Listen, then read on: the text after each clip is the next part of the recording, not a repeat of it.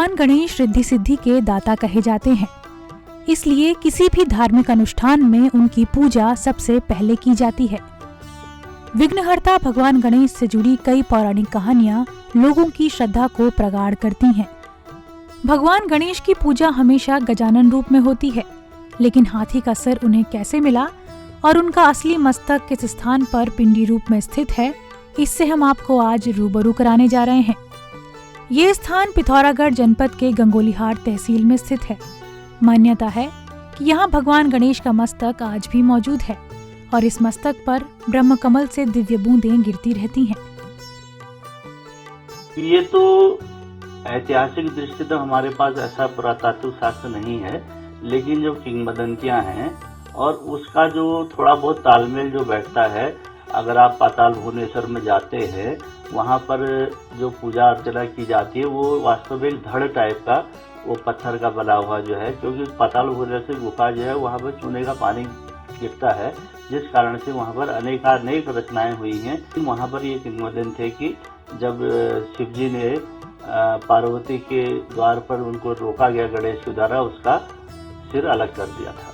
फिर हाथी का सिर ले आया गया पार्वती के अनुरोध पर, उनको गणेश बना दिया। लेकिन जो हाथी का धड़ जो है वो गिरा हुआ कहते हैं कि पाताल भुवनेश्वर में किंवदंती प्रचलित है।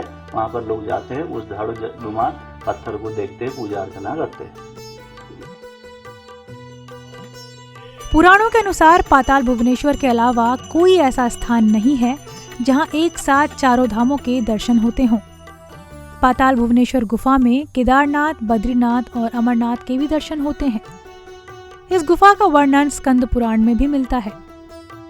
कलयुग में 722 ईस्वी के आसपास जगत गुरु शंकराचार्य का इस गुफा से साक्षात्कार हुआ, तो उन्होंने मंदिर के अंदर स्थित शिवलिंग को तांबे से बंद कर दिया था, क्योंकि इस शिवलिंग में इतना तेज था कि कोई भी व्यक्ति इसे नग्न आंखों से नहीं देख सकता था। बहुत विदित स्थान है, यहाँ से कैलाश तक उसका लिंक है। सबसे बड़ी बात यह है कि पाताल में जो गणेश जी का कटा हुआ विग्रह है, क्योंकि वहाँ गणेश जी का जो है मेन विग्रह दिखाया गया है। दूसरी बात यह है, जैसे सृष्टि की रचना हुई वैसे ही पाताल की रचना भी हुई है, क्योंकि सृष्टि का संबंध पाताल के साथ है, क्योंकि वहाँ कलयुग का अंत है।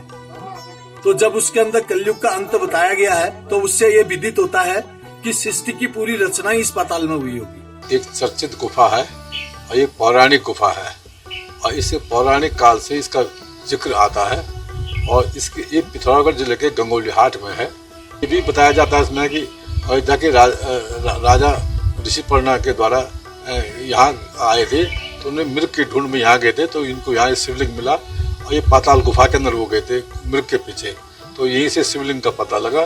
बाद में शंकराचार्य ने भी यहाँ पर तांबे का शिवलिंग स्थापित किया, और ये पूरी सिद्ध जगह है। अभिलेख जो है 14वीं शताब्दी में भी मिले हैं, मुगल काल में उसके बाद एक अभिलेख लिखा हुआ है। और ये गुफा एक दर्शनीय स्थल है, एक रमणीक स्थल है, और एक आश्चर्यजनक बात है। ये इस गुफा में चारों युगों के प्रतीक रूप में 4 पत्थर भी स्थापित हैं।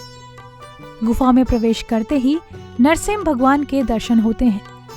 कुछ नीचे जाते ही शेषनाग के फनों की तरह उभरती संरचना पत्थरों पर नजर आती है। मान्यता है कि धरती इन्हीं पर टिकी है। थोड़ा आगे चलते ही भगवान शिव की जटाओं से बहती गंगा और काल भैरव की जीभ से टपकती लार लोगों को अचंभित कर देती है। ऐरावत हाथी भी आपको यहाँ दिखाई देगा, तो स्वर्ग का मार्ग भी यहीं से शुरू होता है। इसके अलावा इस गुफा में 33 करोड़ देवी देवताओं का संसार बसा हुआ है। इस स्थान पर पहुंचने के बाद आप इन चीजों पर यकीन करने से खुद को चाहकर भी नहीं रोक पाएंगे। 24 घंटे लगातार खबरें देखने के लिए डाउनलोड करें ईटीवी भारत ऐप।